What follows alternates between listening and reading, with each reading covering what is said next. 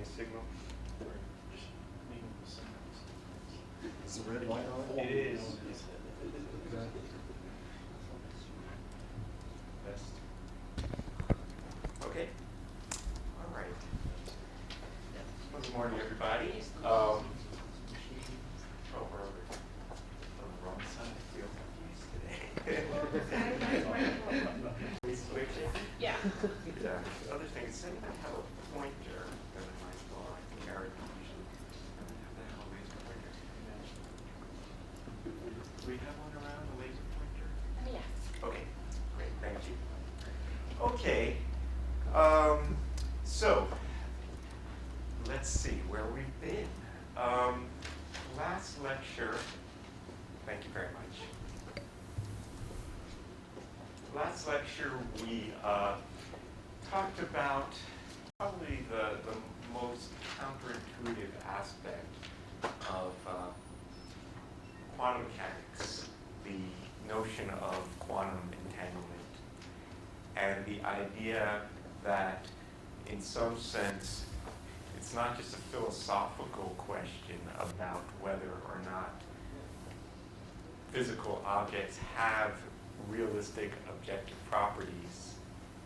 It's really a matter of empirical tests to show that they don't.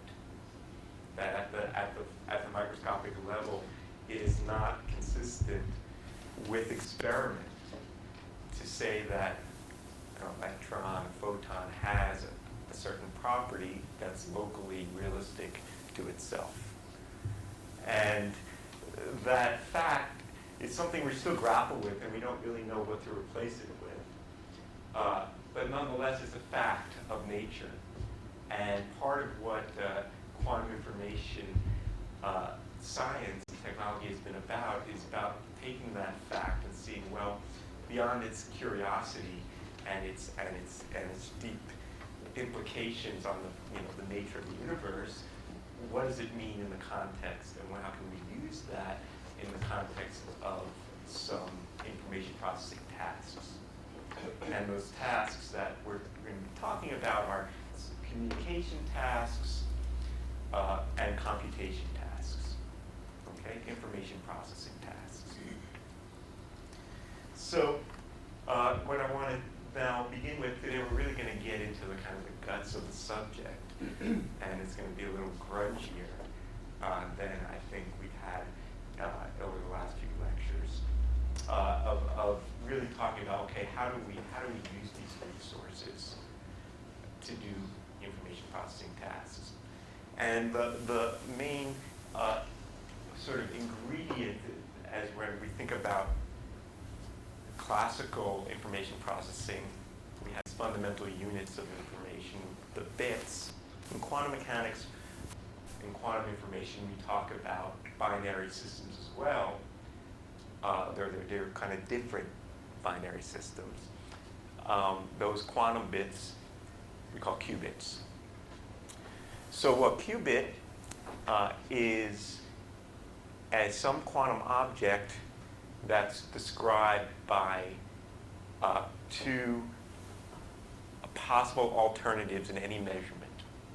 So it says if I do a measurement on the system in principle with certainty, I can find one or the other depending on how it's prepared. And we said that if we have those kinds of quantum states, they represent orthogonal states in this two-dimensional vector space with complex coefficients, what we call the two-dimensional Hilbert space. And what one does is choose two particular states that, for some reason, as we'll talk about when we talk more about the physical implementations, that we call the special states. And we call those states the logical basis. I mean, any two orthogonal states, as we know, can be a basis for our Hilbert space, but we choose two particular ones that we like for some reason, and we call them 0 and 1. Okay? We put little kets around them to show that they're vectors in the space. The point, of course, is that that's not all we got. Unlike in a classical situation, it's either 0 or it's 1. Maybe we don't know which one, but it's really one of those. In quantum mechanics, we have this, this limbo land of quantum superposition. in which the quantum state that describes this object can be in superposition of 0 and 1 with complex coefficients, and we represent that in this as a column vector here in our notation of a vector space. And generally, we choose these coefficients so that they're normalized. I'm going to relax that in discussion. The normalization can always be imposed at the end, and carrying around the normalization is sometimes a real pain in the butt. Okay, so I'll alert you to that. But generally, we're talking about unit vectors in the space. So their norm is 1. Okay, and we've discussed as a particular physical realization of this, the idea that I can encode a quantum bit, a qubit, in the polarization of a single photon. So, for example, we've described the logical basis. A possible logical basis that I might impose is 2 orthogonal vectors, linear polarizations, horizontal and vertical polarizations could be assigned to be the 0 and 1 states, logical 0 and logical 1 of this qubit. And an arbitrary state then would be elliptical polarization. Okay, that would represent some other polarization of the photon that is a linear superposition of these two. If I were to measure the photon polarization, I would get one or the other. I cannot see the photon in both ports simultaneously, but nonetheless, it is in a superposition of those states. And so we talked about over the last few lectures other states, for example, plus and minus 45-degree linear polarization are vectors of this kind that are superpositions of horizontal and vertical, and right and left circular polarizations are also vectors in this Hilbert space that look like this. They are these superpositions, with alpha being 1 over root 2 and beta being I over root 2. So those are other examples of a general vector in this two-dimensional Hilbert space. Now, that's not the only thing, of course. Just quickly to describe other possible physical realizations. I've been using photon polarization as our primary example, mostly because there's this kind of odd fact that, it's not odd, it's just that we can motivate in some sense the notions of quantum mechanics from our knowledge of classical wave theory and classical optics. So that was why I picked photon polarization as sort of our motivator. But that's, of course, not the only physical object that one might encode a quantum bit in, and maybe not even the best one to do, say, for computation. I mean, photons can get absorbed, and that's kind of a pain if you're going to store your information in your photons. So maybe in some context, and we'll talk a little bit more about that in a few lectures, there may be other physical systems in which we might want to encode our qubit. So another canonical example is what's called encoding in the spin of a particle. So for those of you who know about this, well, you'll recognize it. For others, what I'm talking about here is it turns out that elementary particles have associated with them a kind of intrinsic magnet to them, an intrinsic kind of bar magnet. And I can think about it, although it's not really a correct actual physics of what's going on, but just sort of intuitively I can think about, I have say a ball of charge that's spinning around and it makes a little magnet. Now, those of you who know anything about quantum mechanics, there's a big deal about this constant called Planck's constant, which hasn't been mentioned yet once in any of my discussions. And to some degree, it's kind of strange. You can talk about quantum computing without ever mentioning h-bar, and physicists just cringe at this fact. I mean, this is kind of the whole thing. Planck, invented quantum mechanics, and what happened to Planck's constant? But Planck's constant is underneath the whole description in some way, because the sort of fundamental units in which I can quantize the system and have distinguishable states are measured in terms of, from physical space into this abstract Hilbert space through Planck's constant. I'm not going to harp on this. I just wanted to just mention that, you know, this is called spin 1/2 because the angular momentum is half unit of h bar, Planck's constant. So why is this, in what sense is this a qubit? Well, it turns out that if I were to measure the direction of this magnet, it turns out that it's quantized in two distinguishable states.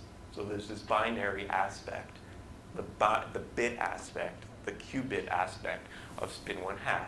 And there's this famous experiment, the so-called Stern-Gerlach experiment, which if you take some atoms that have spin 1/2 and they come out of an oven with some arbitrary orientation, but then you try to measure their orientation of spin by putting them through some kind of device. It's like a polarizer that we described for the photon. It's exactly, there's a one-to-one mapping between them. What you will find is that there will be the atom will either go in this port or in that port. Oops, that's wrong. That should be a down. Ooh. Anyway, I forgot to do the flip on the PowerPoint. Anyway, everything that comes out in this port should have its spin down, and the other ones that come out deflected up are spin up. Okay?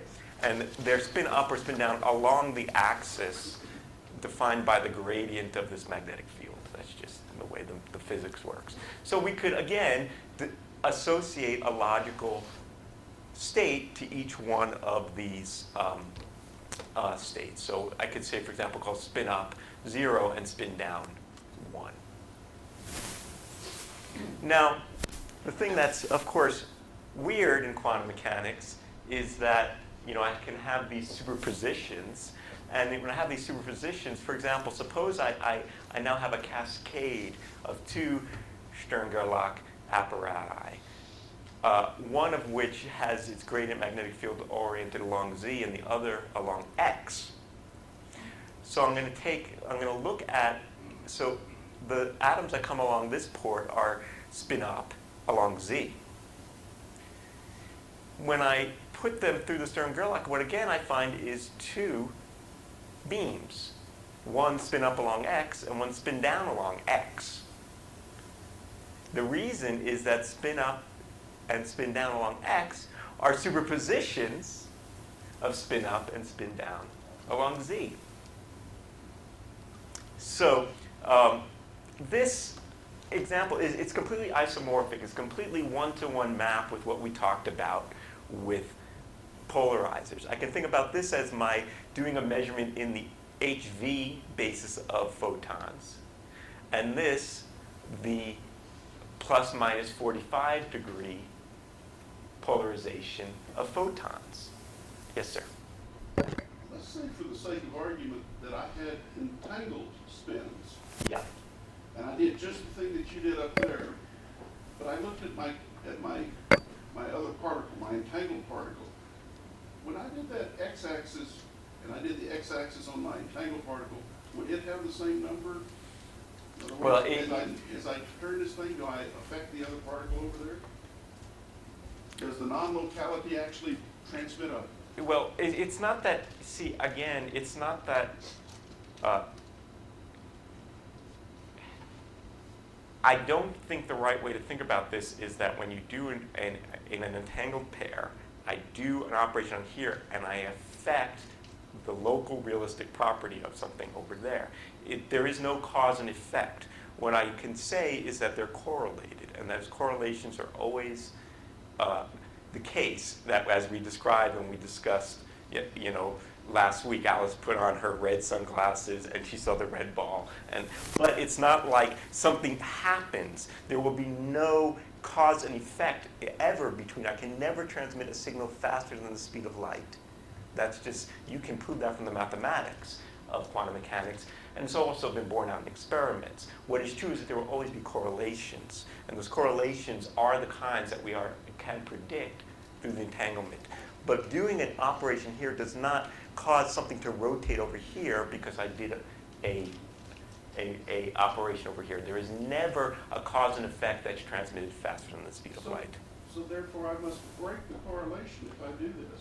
No, the correlation is there, but the correlation is only seen after they talk to each other.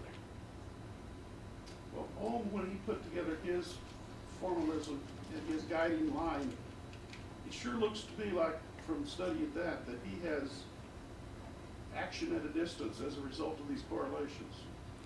Yeah, I guess, you know, the bottom line, we'll talk more about this as some examples, about transmitting information Yeah. faster than the speed of light. That I will stake a good fortune that that's impossible. And quantum mechanics actually shows that that's not, that you cannot do that. Now, that's not to say that there isn't weird correlations that can't be described by local realistic properties. That's what we discussed last week. It's the non-local realistic properties that I'm more concerned about. Sure. I mean, you could, in principle, say that, and there's nothing inconsistent, I agree, with saying that you do something over here, and then somehow the information about what you did is transmitted to the other party on the other side of the universe instantaneously, such that some local realistic property of it changes. Okay? However, with that said, you cannot, Alice and Bob on these other sides of the universe cannot talk to each other and send a signal faster than the speed of light. That is quantum mechanics does show that. Okay. One of the points I wanted to make here, we'll talk more about entanglement in this lecture today, is the idea of another realization of a qubit, in this case the spin, which is just like the photon polarization. So generally speaking, if I want to talk now about a qubit, there's a very useful representation. It's called the Bloch sphere. So let me talk a little bit about it here. So here again, I'm just talking abstractly. This 0 and 1 could be H and V polarizations of a photon, or it could be spin up and spin down of a spin 1/2 proton. Makes no difference. The mathematics is the same. So this state can be parameterized by two parameters: the relative probability of measuring 0 and 1. Because we know, in general, this is, when I measure it, I'm going to get 0 with probability alpha squared, and 1 with probability beta squared. So that's, I need to know the relative probabilities. And I also need to know the relative phase, because these are complex numbers, and what we know is that the relative phase matters. The overall phase doesn't matter, but the relative phase does. And so one way to parameterize those two things is by two angles, which I'll call theta and phi. So I'm going to just let alpha be cosine of theta over 2, and beta be some phase, e to the I phi times sine theta over 2, where theta varies between 0 and pi, and phi varies between 0 and 2 pi. Now, this parameterization is nice because it does two things. One, if I look at this absolute value of alpha squared and the absolute value of beta squared, they both vary between 0 and 1, which they should because they're probabilities. The probability is somewhere between 0 and 1. Also, the sum of the two probabilities has to add to 1. So this has that parameterization. And by doing so, I've mapped alpha and beta onto the surface of a sphere.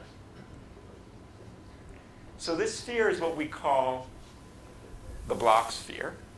And it's just a way of representing all the possible pure states of a qubit, where the poles here represent the logical basis.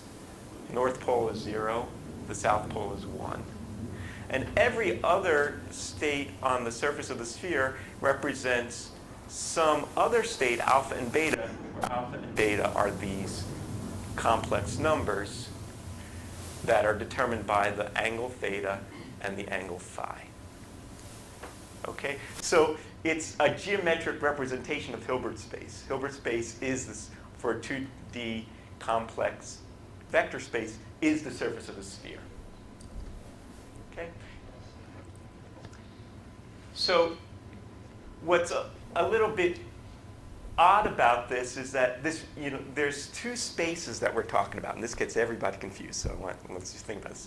There's Hilbert space, which is this abstract vector space, right? And then there was real physical space, X, Y, Z. I said I put the magnetic field in the Z direction. I put the magnetic field in the X direction. So there's a complicated thing here where X, Y, and Z are sort of on this sphere in real space, but they're also in Hilbert space. So what's strange here is that the North Pole is perpendicular to the South Pole in Hilbert space, right? Because we said they're orthogonal states. Spin up is orthogonal to spin down along Z. Spin up is not orthogonal to spin up along X, right? X and Z are perpendicular in real space, but in terms of these, encodings, there's a different. So there's two mathematics here. One's real space, one's Hilbert space, and it gets everybody confused. So I'm trying to let's just try to keep focused on that. The point here is that I have those of us who work in the field, we live on the Bloch sphere all the time. I mean, it's the way in which we think about. It's the kind of geometry that's extremely useful for understanding the manipulation of qubits. So, again, the antipodes are orthogonal on the Bloch sphere. For those of you who know anything about optics, or some things about optics, this also has a name, had nothing to do with quantum mechanics. I mean, the space of polarizations maps exactly onto a sphere, and in optics it's called the Poincare sphere, but it is exactly the same thing. It is the Bloch sphere, where this is, orthogonal polarizations are on the opposite sides of the sphere, and I can go from, say, around this circumference, and those are all the possible linear polarizations, and then I change ellipticity as I go along a different longitude. Okay, so the observables that we had talked about when we were talking about doing measurements of polarization, we talked about measuring in the HV basis or the D plus or minus basis or the right-left basis. And we said that the observables that corresponded to those measurements were represented by these matrices.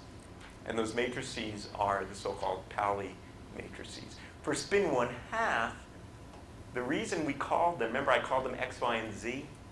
The reason they're called X, Y, and Z, they're really, for physicists, we call them sigma X, sigma Y, and sigma Z. But in quantum information, they're typically just called X, Y, and Z. The reason those names are chosen is that they actually correspond to doing the Stern-Gerlach measurement. If I put my gradient of the magnetic field along X, then I'm measuring sigma X in real space. If I measure it along Y, then I'm measuring sigma Y. Z, that's where these names come from. So these matrices, we remember that the eigenvalues of the matrix correspond to the possible outcomes of the measurement. That's to say, what values I will get when I measure those observables. And the eigenvectors of the matrices represent what the state will be conditioned on my knowledge of what I learned. So each one of these matrices has two eigenvalues, plus or minus 1, corresponding to two possible outcomes, spin up or spin down, depending upon whether they're measured along X, Y, or Z. Now, there are some properties. In order to really understand how you deal with quantum information, it's really just a matter of doing some linear algebra and getting comfortable and familiar with how matrices behave, because the way in which matrices behave change a lot about what the properties of the information processing are. So one thing that's the case is that these matrices don't commute. That's to say, if I multiply X times Y and I subtract from Y times X, I don't get 0. I get another matrix. which is related to Z. So there's all kinds of properties, and I just write them down here for your perusal at some point. Okay. These matrices happen to what we call anti-commute. That's to say, the matrices in one order is the negative of the matrices in the opposite order. They also square to 1. The fact that they square to 1 is an interesting property. Because these were observables, you remember we said that they're Hermitian matrices. And Hermitian matrix means it's equal to its adjoint. So that means that these matrices are both Hermitian and unitary at the same time. Right? Because a matrix times its adjoint being identity, we said, made it unitary. And since it's equal to its adjoint, that means squaring it makes it identity. Okay.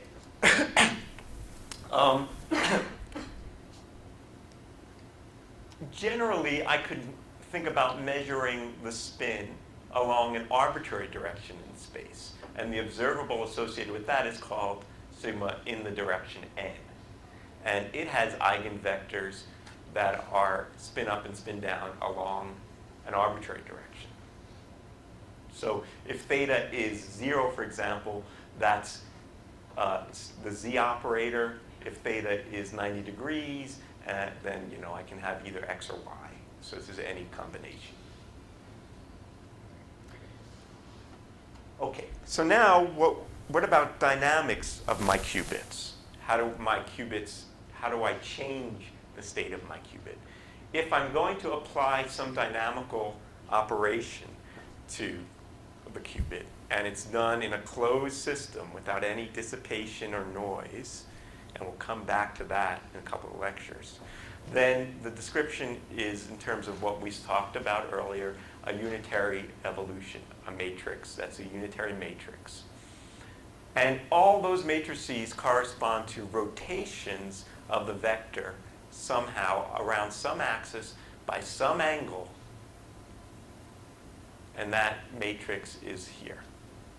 And that matrix turns out to look like that. It's a combination of the identity matrix and the matrix corresponding to this observable. Okay? An arbitrary unitary on this two-dimensional space is some overall phase, and this is going to be confusing. This overall phase here is irrelevant. Remember what we said was that the overall phase of the quantum state has no physical effect, no probability, no outcome ever matters to it. But, they're around. Relative phases matter, but overall phases don't. So I'll interchangeably throw away these phases, just like I'm going to throw away my normalizations here and there.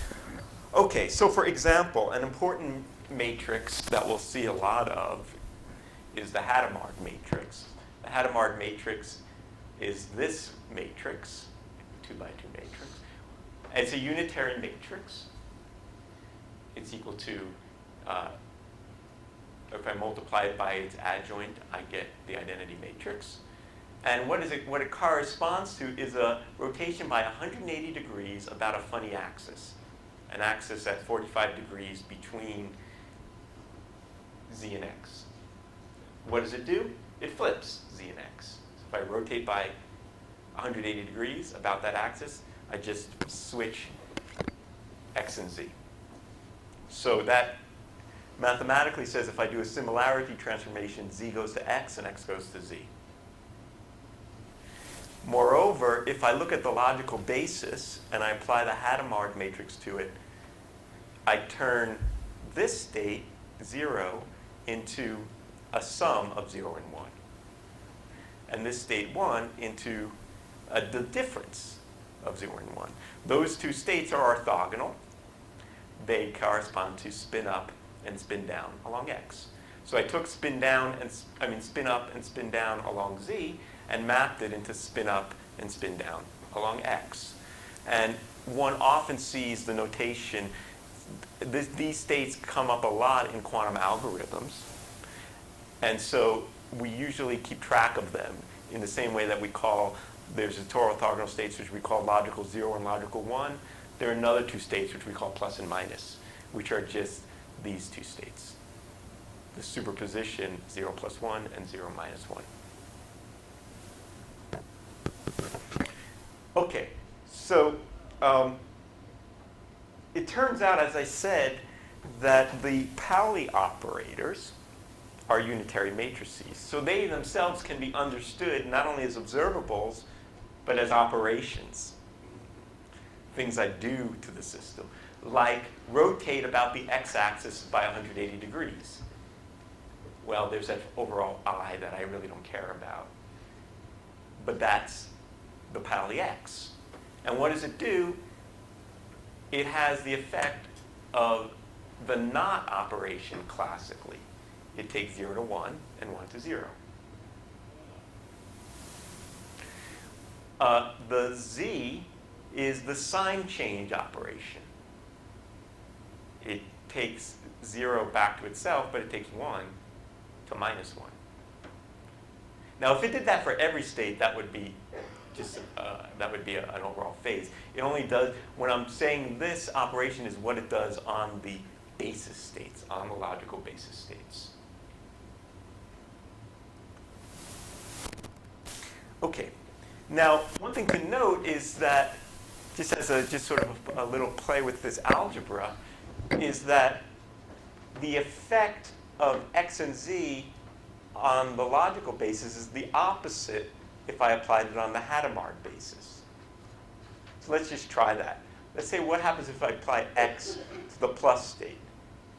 Well, okay, this is the plus state. Notice I've left out the normalization because I don't feel like carrying it around. It's irrelevant. So plus was 0 plus 1. Now x acts on 0 plus x acts on 1. So it flips. This guy gets flipped to 1. This guy gets flipped to 0. So it takes it back to itself. On the other hand, if I did that x goes on 0, x goes on 1, flip it, now this state is the negative of minus. So the action of x on the Hadamard basis is the sign change operation.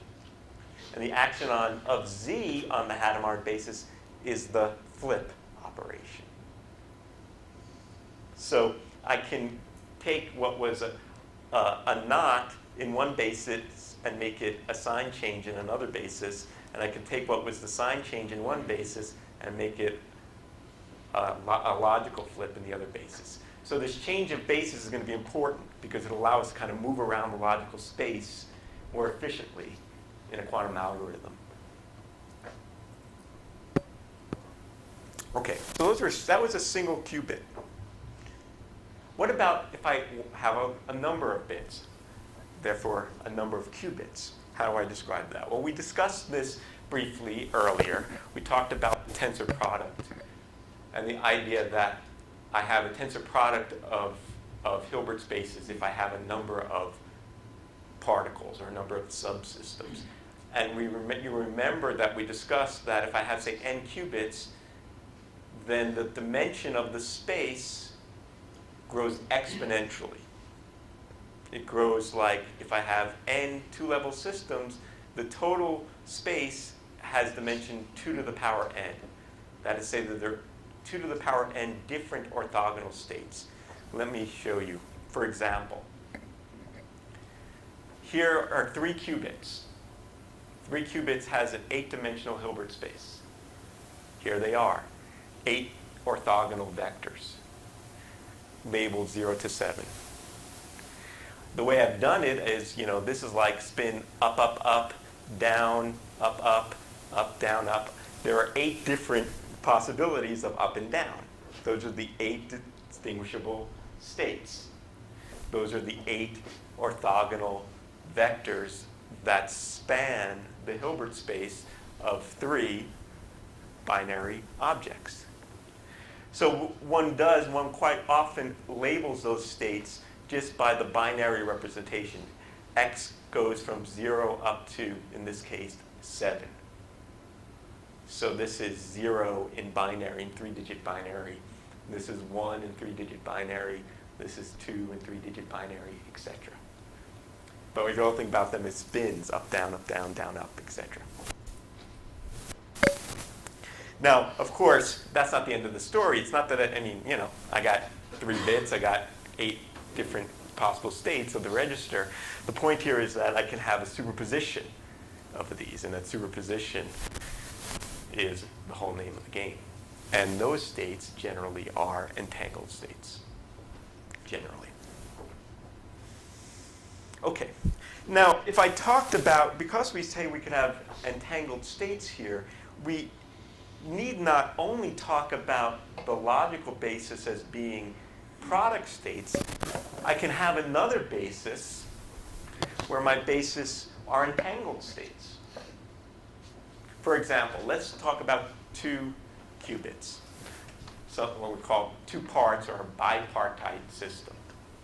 So here's the 4 possible logical basis states that we just talked about, right? 0 to 3 in binary. Up, up, down, down, and down, down. These states are product states, and they are the simultaneous eigenvectors of these 2 operators.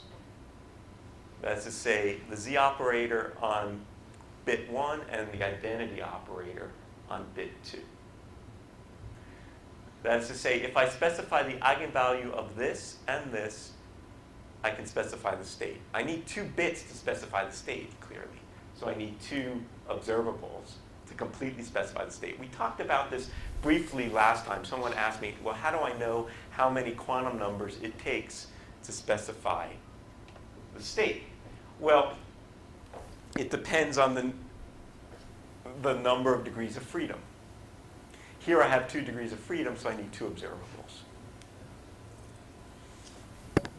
However, I could think about another basis. Here's a basis of 4 states. You can check for yourself that all 4 of these states are orthogonal to one another. And they span this 4-dimensional Hilbert space associated with the 2 qubits. They're all entangled states. And so they're called, in honor of John Bell, the Bell basis. These states are eigenstates of another 2 observables. We're going to come back to this in a few lectures when we talk about error correction. These states are simultaneous eigenvectors of these observables, the joint observable x on qubit A, x on qubit B. Also eigenvectors of this observable simultaneously. You can show for yourself that I can measure, these are compatible operators, they commute. So I can simultaneously know xx and zz, even though I couldn't know simultaneously just xz on one, right? Because we said x and z didn't commute, but xx commutes with zz. Okay. The eigenvalues of these operators are also plus or minus 1. And those, whether it's plus 1 or minus 1, is a bit of information. This is known as the phase bit and the parity bit. Why? Well, let's look at how these operators act on these states. Okay? So let's look at ZZ on 5 plus or minus. Now, again, there was this overall factor of 1/√2 for normalization. I'm just going to not carry it around because it doesn't affect anything. And it affects the probabilities of measurement, but I'm not doing that now, so I'm going to ignore it. Okay, so ZZ is going to act on 5 plus or minus, right? 5 plus or minus was 0, 0, plus or minus 1, 1. Okay, that's 5 plus, that's 5 minus. Okay, so let's do it. ZZ acts on 5 plus or minus.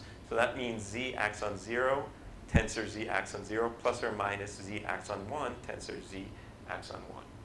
Well, Z acting on 0 gave back 0. Z acting on 1 gave minus 1. But I have 2 of those, so it doesn't do anything. You get a minus times 1 and a minus times 1, which is the same state back. So this gives back the same state. It's an eigenvalue with it's an eigenvector with eigenvalue plus 1. you can go through all these, and you see these are all eigenvectors of these observables with these eigenvalues. What does that mean?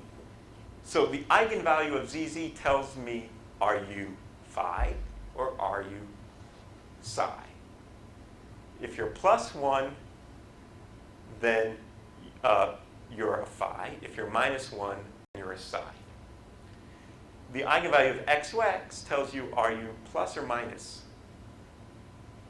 If your xx is plus, then you're a psi plus or a phi plus. If you're minus, so those two bits of information tell me which I am in the Bell base. I need 2 bits to specify 4 different alternatives. Now, so there's an alternative notation that we use for the Bell basis where we specify these 2 bits of information. The phase bit, which was the eigenvalue of xx, and the parity bit. It's called parity because it says, are the 2 bits the same or the opposite? That's called the parity. Okay? So, all right. Let's try to have a little fun now. Enough of that algebra. We've got all this formalism, all this machinery around. What can we do with it? So this comes to some of the questions that were being raised earlier. Suppose they have entanglement. Suppose they build these Bell states. What can Alice and Bob do with it? Can they do things? Can they do certain tasks that are not possible classically? So, the idea is here's Alice and Bob, and someone made an entangled state, right? And all of a sudden, they distributed those pairs to Alice and Bob, and now they have them. What are they going to do with it? Can they do stuff? And the answer is yes. Again, no information can be transferred faster than the speed of light. Causality dictates that, but they can still do things. For example, they can do a protocol called super dense coding. So let me explain how that works. So suppose Alice wants to send Bob 2 bits of information. She has a message, 1 of 4 letters in her secret message bag. She wants to send them to Bob. So here's the message.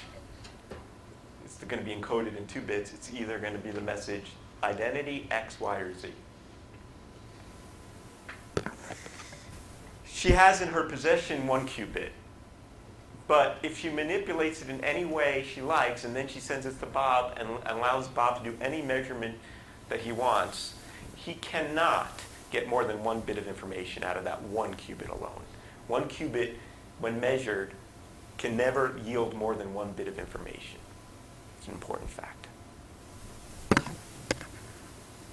However, if Alice's qubit is the one that she wants to send the message in, was prior entangled in the way that I showed, with one that was already in Bob's possession, and then he's allowed to not just measure the qubit that Alice sends him, but he's allowed to perform some kind of joint measurement on the qubit that he already had, together with the qubit that Alice is going to send her, then, in fact, he can get 2 bits of information. So I'm going to go through this in much more detail in a moment, but the point is the following. Alice, she can encode a 2-bit message. Here's the message, one of these messages, just by doing manipulations on 1 qubit. But because it was correlated with the one that Bob's qubit, he can get 2 bits of information. That's the super dense coding. It's like I want to have a 4-sided die, and I break that die in half and throw one to the other side of the universe, and I can only manipulate 2 sides of the die. I can't mess with the other 2 sides that I sent to the other side of the universe. But then when they're put back together, there's 4 possible outcomes. So how does it work? The reason that can happen is because manipulations that Alice does, or Bob, but let's just give Alice the power at the moment, affect not just her qubit, but the state of the whole system. So here are operations. Alice can do one of 4 operations. She can do nothing, say, leaves it alone. Or she applies the Pauli X, the Pauli Z, or the Pauli Y just to her qubit. Doesn't do anything to Bob's qubit. What does it do to the whole state of the system? Well, so Bob's going to do nothing to his. Bob's got the identity operator hanging out on his qubit. So here it is. On phi plus, when I apply the X, well, that flips 0 to 1, and it flips 1 to 0. So the total state now changed from psi plus to phi plus. I'm sorry, the other way. Changed from phi plus to psi plus, even though only Alice did something. Bob did nothing. And there were, of every alternative, she does nothing. She leaves it as this state. If she applies X, it goes to psi plus. If she applies Z, it goes to phi minus. If she applies Y, overall irrelevant phase times the state. So she can transform the global state just by doing a local operation on her side. So let's see how that works. So here's Alice and Bob. So there was prior entanglement generated. Okay, there it was. Now Alice wants to send a 2-bit message to Bob. So she might, if she does nothing, she just sends it to Bob. And Bob now is going to measure in the Bell basis. Okay? He gets 2 bits of information by doing this measurement. He gets a phase bit and a parity bit. He gets the bit 0, 0. How he does the Bell measurement, I'm not explaining here. We'll have to come to that. But it's a possible measurement in quantum mechanics because there's a Hermitian observable associated with it. Okay, so he does this measurement, and he gets 2 bits of information, and he says, okay, I got phi plus because I know that 0, 0 is phi plus. Therefore, Alice sent me the message identity. If Alice, on the other hand, that's in the, this should have been in the, it's in the reverse order. So let me hold on a second, let's see if that, did I do that in all these? Yeah, oh rats. Oh well, something got messed up. I have to fix that. Let's go back for a moment. Okay. They have the prior entanglement. What's supposed to happen now? Alice applies X to her qubit. Then she sends it to those two. You have to. Those two got out of order in my animation. Okay. The laugh clock. So you get it? She applies X, and then she sends it to Bob. Then Bob does the Bell measurement. And then he says, aha, I got that. So all of these are of that kind.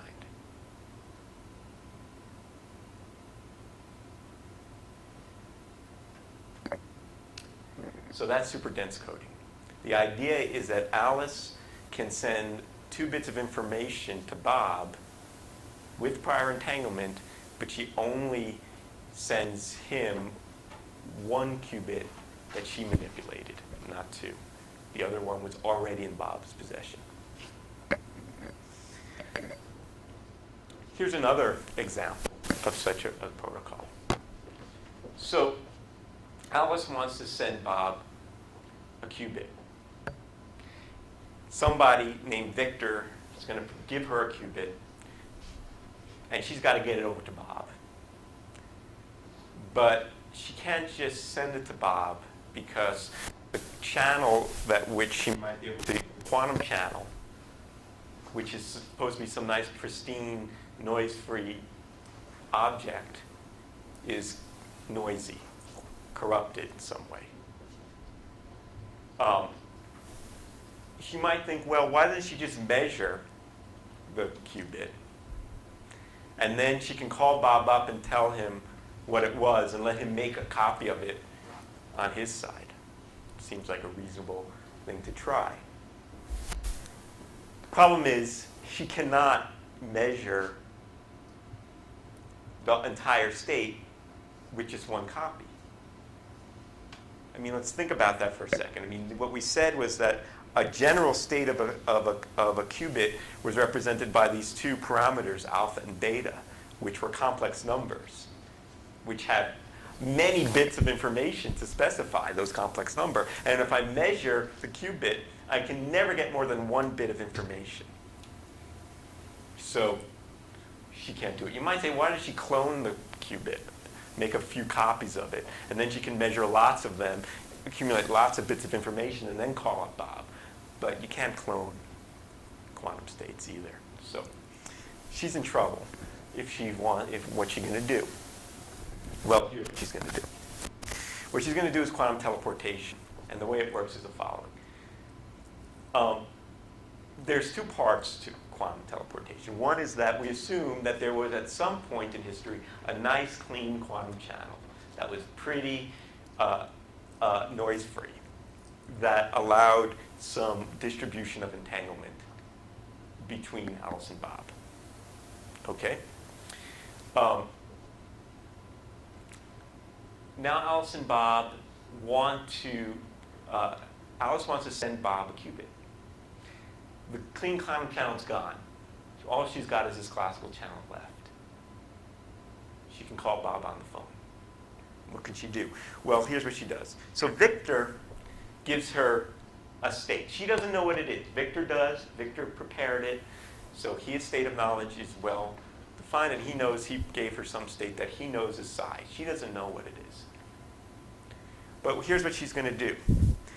She's going to do a Bell measurement on her two qubits. Now, her two qubits weren't entangled, but she could still do a measurement in that basis. And she will get one of four outcomes. Suppose she gets the outcome 1, 0. What she does then is she calls Bob on the phone and sends him that information. I got 1 for the phase bit, and I got 0 for the parity bit when I did my measurement. Now Bob applies the Z operation to his qubit. And when he takes out the box, it's the state that Victor sent.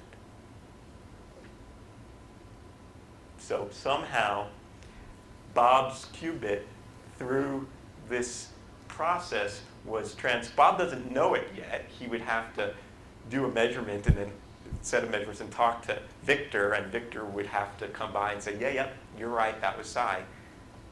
But the protocol is such that if this is all done right, this state, Bob's qubit, will be transformed into the state psi. So even if Victor came along and agreed tentatively that they had qubits No. in the same state. You're right. In order to do that, you have to collect a lot of statistics. So Victor would have to prepare. A bunch of them. He would have to prepare a whole huge set of identical particles, all prepared psi, and then they'd have to through the statistics. You're absolutely right. In one measurement, they could not determine that. Yes. The no cloning concept. Yep. It's kind of always been confusing to me, but I think it's more clear now. I mean, you can prepare several states in the same Yes. state. Yes. So you're saying you can't take a state that you don't know what it Correct. is and say, I'm going to make another one. I don't know what either. I don't know what it is, but I now have two of them. Right. That's what it. Right, and we'll talk more about it. What no cloning says is that if I have a completely unknown quantum state, then I cannot make a reliable copy of it. I can maybe think about how close I can make to it. There are interesting questions. And if I know that it is in a collection of orthogonal states, so I know the sort of prior occupant, I know it's one of 6 possibilities, all 6 are orthogonal, then I can do it. Right. Because I know the measurement to make, I find out which one it is, and I make another one of those. I mean, obviously, we It's make not copies. unknown. We make copies classically all the time. In some sense, the reason is because they're orthogonal. Yes, sir. What did Bob do as C Well, okay, good question. He did that correlated with what Alice told him. So let's talk about the math there to see why did Bob do a Z measurement there. So let's look at the state of all three qubits. There was the initial entangled pair that Alice and Bob shared. And then there was the qubit that Victor brought along. Okay? So initially, this is the state of the system, which I'm going to write out. So this is the unknown quantum state that Victor sends. It's some superposition of 0 and 1. And this is the Bell state that Alice and Bob share. Okay? Now, here's a big mess. But all I've done here is I've rewritten this in a different way. Homework assignment, show that this equals that. It's not that hard. Multiply them all out. But look at this, kind of neat. What it says is that this state of the three qubits can be thought of in a different way, just from algebra. It's a superposition of 4 alternatives. The phi plus state of the joint Victor Alice qubit correlated with psi on Bob, superposed with the phi minus qubit Victor Alice, correlated with the Z acting on Bob. Or the phi plus Victor Alice with the X acting on Bob. Or the psi minus Victor Alice with the Y acting on Bob. So what is Alice doing? Alice does a Bell measurement on her qubit and the one that Victor gave her. So she is determining, do I have this, or do I have this, or do I have this, or do I have that? When she learns that information, she knows 1 of 4 possibilities. She codes them in 2 bits. She calls on the phone. She says 1, 0. Bob says, looks up in his little table. 1, 0. That means I apply Z to my qubit. And when he applies Z, Z squared is 1. And he gets back Bob's qubit. And it's fair to say that teleportation isn't cloning because you destroy Victor's That's state right. in the process? Exactly. Exactly. When you do the Bell measurement, Victor's state is gone. It's a very good realization. Okay, so that's what I just said. All right, teleportation, pretty cool. All right, so what we just described so far were just some examples of, stupid quantum tricks that you can do with a couple of qubits. And, they're not that stupid. They're kind of useful sometimes. But we really want to think more broadly also about general computation. We're going to need to think beyond 2 qubits. So to do that, we take our lead from classical computing. Okay? Digital computing. So a digital computer is basically, a function that takes some string of bits and gives some other output string of bits. And what we know, for example, is that one can create such a function, an arbitrary function, through operations on smaller collections of bits. This is the logic gate model of Boolean logic. So I can make some function on here out of a collection of logic gates. I mean, this is what we wire up in our computers. And everyone from elementary school remembers their little logic tables. For true, 0 is true or false, 1, etc., and how it all goes. One thing a couple of things to note here. These 2 gates that I've drawn here are irreversible. That's to say, there are 2 outputs that are the same that give this different inputs. Okay, so these 2 particular gates are irreversible. But it turns out that one can do binary logic classically reversibly as well, with a small overhead of just a few extra bits to not throw away the information, to make it reversible. And in fact, the whole study of reversible computing, which if I had more time I'd tell you more about, is quite interesting. It's an important part of the whole development of quantum computing, because you remember the very first lecture I talked about Maxwell's demon and the Landauer principle and so forth. People were thinking about what are the real physical limitations of computation. The fact that something's reversible means that it's got to dissipate energy. That's Landauer's principle. So, but could I make a computer that didn't dissipate energy? I mean, God knows this laptop gets hot.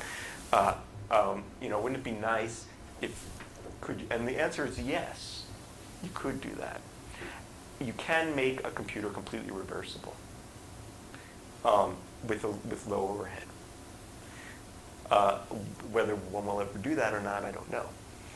But actually, Paul Benioff realized, well, quantum mechanics is reversible, so maybe that's a way to make a reversible computer. Let's use quantum mechanics because it's reversible unitary matrices. They have an inverse.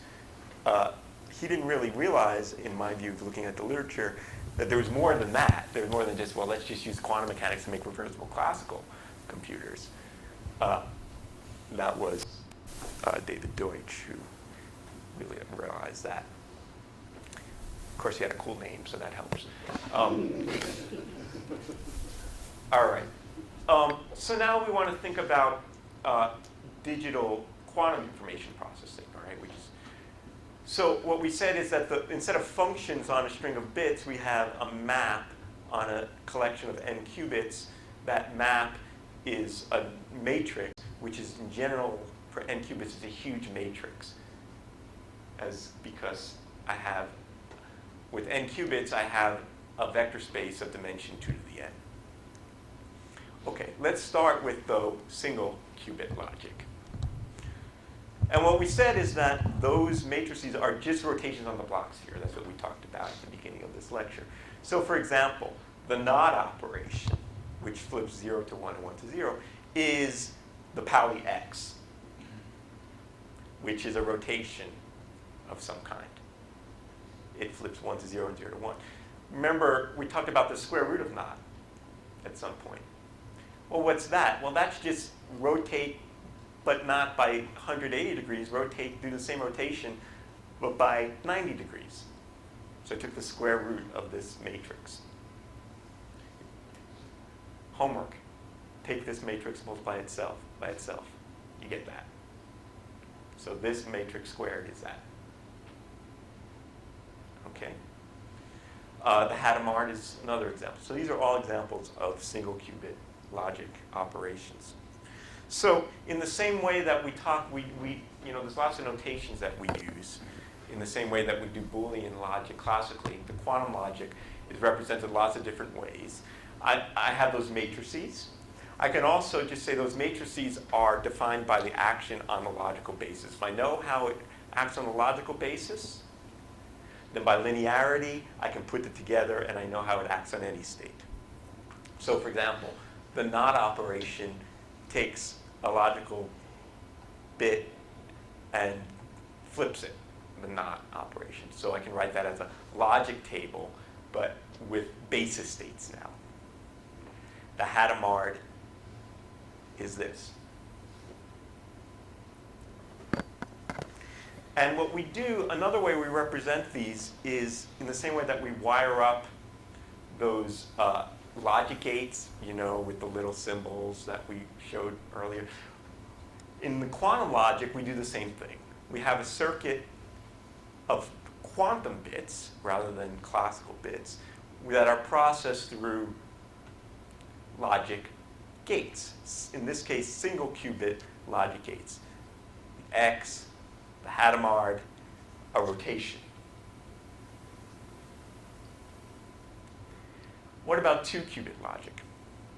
Well, let's go back. We had this one example of a 2-bit classical gate, the exclusive OR, which in binary addition looks this way. Take the 2 bits and add them in binary. Okay, that's the exclusive OR operation. As I said, this is irreversible, but I can make it reversible by just not throwing away the first bit. Then that's a reversible logic operation. Turns out that I can also think about this as in a slightly different way. I can think about this as the controlled not operation. So let's call the first qubit the control, and the second qubit the target. Okay?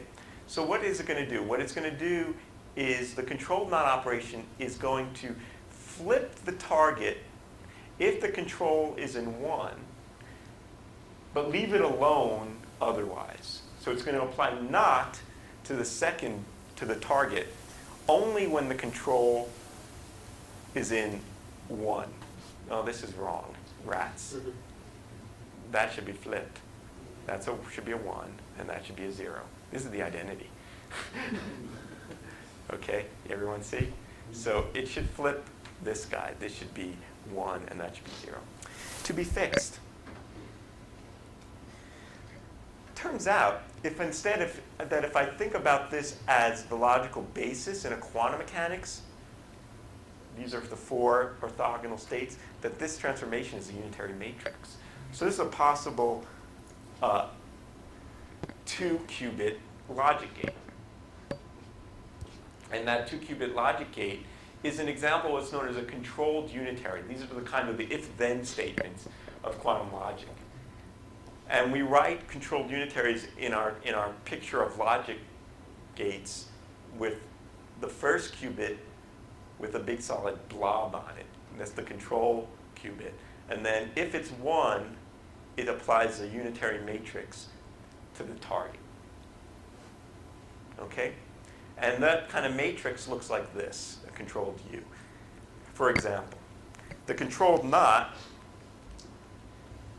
I could call that an X, or this is the symbol that's quite often used, a little not with the cross in it here. So this matrix would do if I had written out the truth table correctly, it leaves the first 2 logical states alone, but it does a not operation on the target when the control is 1. And otherwise. Another example is what's called the controlled phase gate, which is really a controlled Z, if this is the Pauli Z. And it applies the Pauli Z if the control is 1.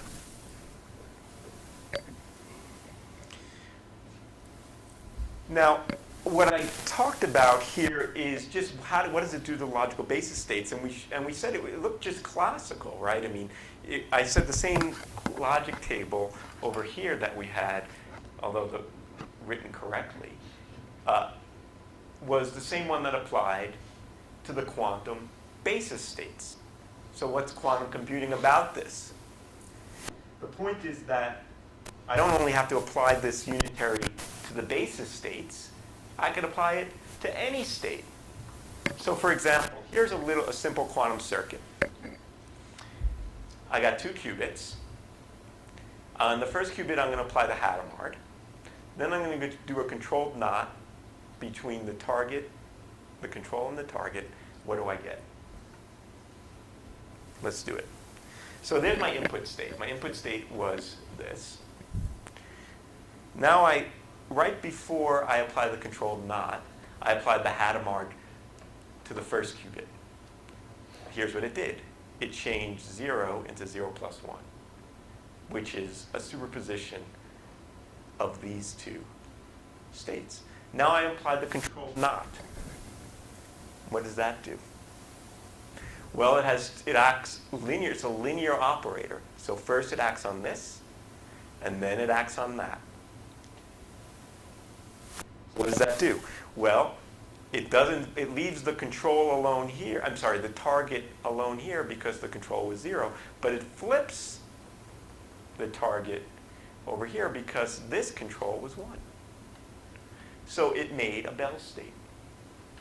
It entangled these qubits, this little circuit here entangles these two qubits. In other words, one way of looking at this is as follows. By applying the Hadamard to the control bit, I put the control bit into a superposition of two controllers, 0 and 1. So put the circuit into two universes. In one universe, if you want to think about it that way, the controller is 0. In the another universe, the controller is 1. So the circuit does two things with those two different controllers. And people like to think about that as quantum parallelism. It's like a parallel architecture, but where I have all the different CPUs doing all the different possible inputs, but it's really one processor doing them in two different universes. Now, is that really the right way to think about it? I think that can be misleading because it makes it seem like I can, unlike the classical parallel processor where I can look on any CPU and look at any output, when I do a measurement, I'm going to find one or the other. I'm not going to find both. The key is in the way quantum algorithms can have any gain is if the interference between those different alternatives makes something good happen. Okay, so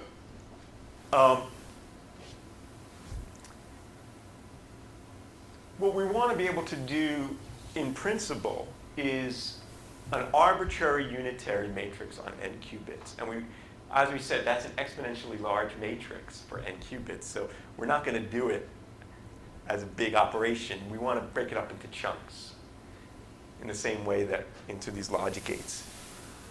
And here's what I think is what I like to call the fundamental theorem of quantum computation. A universal set, I can make an arbitrary matrix on n qubits out of just a collection of a few basic ingredients.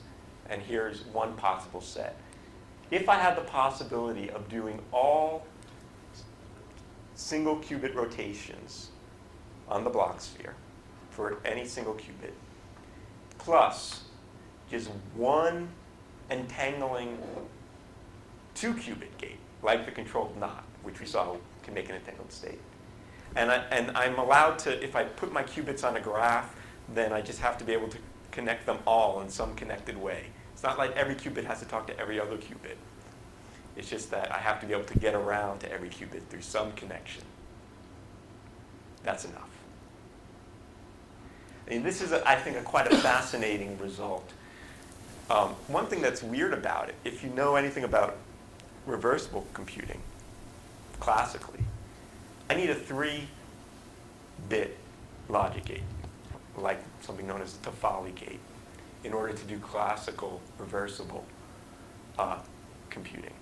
I can get away with just having a 2-qubit, and I don't need any 3-particle interactions. If I needed 3-particle interactions, we'd be sunk. Forget it. If we're going to be able, physics of this and engineering of this, I think is really quite important. It says there's some reasonable goalposts. This part, we'll talk about this more in a few lectures, is something that we're good at. I mean, this is all about doing, an optical clock. I mean, an atomic clock is this. It's the ability to do a rotation on the Bloch sphere between two orthogonal states.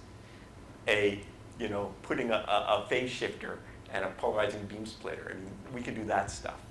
It's the entangling controlled 2-qubit operations that are important. But it says, in principle, that's all I need. And then if I can string them together in a scalable way, and I don't have too much noise, now I'm in business. Now, one thing to note here, in principle, this is a continuous set of operations, right? Rotations about any axis by any angle. That sounds pretty analog. That sounds bad. But in principle, I don't really need that. I can make rotations anywhere in the sphere out of a sequence of non-commuting rotations, rotations along different axes by different angles. And I can do so with arbitrary accuracy. For example, the Hadamard together with what's known as the T matrix, which is a rotation by 45 degrees around the z-axis. Those two together, you string them together, you can make any rotation. So HT and C naught is a universal set. Okay, so last thing to note is that if I want to make an arbitrary unitary in this space, it's going to require an exponential number of gates. That sounds pretty bad. In fact, it is. The point here is that in order to search for quantum algorithms, what we're looking for are those unitaries that can be efficiently constructed out of just a reasonable number of logic gates that scales as a polynomial in the number of qubits, not as an exponential in the number of qubits. And we also have to make it that the answer that we want to find we should be able to measure that with high probability. That's to say, somehow the interference makes it such that at the end of the day, the answer is in one of the logical basis states with high probability. And that's the challenge. There aren't very many quantum algorithms out there. And whether we'll be able to find more of them, it remains unclear. But there are a few, and there's a couple of important ones. Most notably, the Shor algorithm for factoring. And that'll be the topic of the next lecture, which will be given by, I guess, my colleague Andrew Landau will be here next week to talk about that. So that's it for now. Yeah? Why doesn't one use, say, an atom with more than 2 states? Good question. One can talk about trits or D-level systems, right? One question is, could I do quantum computing with, say I had, what's the difference, say, between an 8-level atom and 3 qubits? They both are 8-dimensional Hilbert spaces, right? And I can do the manipulations. There's 2 questions. One is, am I able, is there, to simply break up the unitary on that 8-dimensional space into logic gates, smaller pieces? And generally the answer is that's a little bit harder, but not necessarily so. There's a much more important point. And this is a subtle point and goes back to the question of H bar. Suppose I had 100 qubits. That will be 2 to the 100 energy levels. They have to be distinguishable, orthogonal states. You can prove that if you try to make an atom with, say, 2 to the 100 energy levels, its radius would be bigger than the radius of the sun. But why not entangle several atoms? You can do that. But so let me just first finish this one point, which is an important point. You cannot do quantum computing in a single atom or molecule unless you add more particles. And that's a physics issue. It's that Hilbert space itself takes physical resources. Every distinguishable quantum state takes up h bar of phase space. And h bar cost. So if your Hilbert space dimension is growing exponentially, then some physical quantity, energy, space, time, is going to grow exponentially. So in principle, you cannot do it in a single. Now, could you do quantum logic with what we call bits, D-level systems, rather than bits? Absolutely. And we think about that. I think about that. It's always a question of then the universal gate set. if I wanted to, say, do 3-level systems rather than 2-level systems, for example, then it's not just rotations on the block sphere. It's the group SU3. And I need to be able to construct the arbitrary unitaries in SU3. I need to make the Lie algebra for that. It's not always so easy. We're thinking about, well, with the physics I have around. But it might be the case, and in some systems, it might be the more natural thing to do. But I think we have a clear path with bits, so people tend to talk about qubits. But in principle, there's no reason why it couldn't be done with, trinary logic or D-level logic. Following up, can you show that any algorithm that you use on 3-bit systems can be implemented in qubit systems? Yes, absolutely. And with, the same complexity class.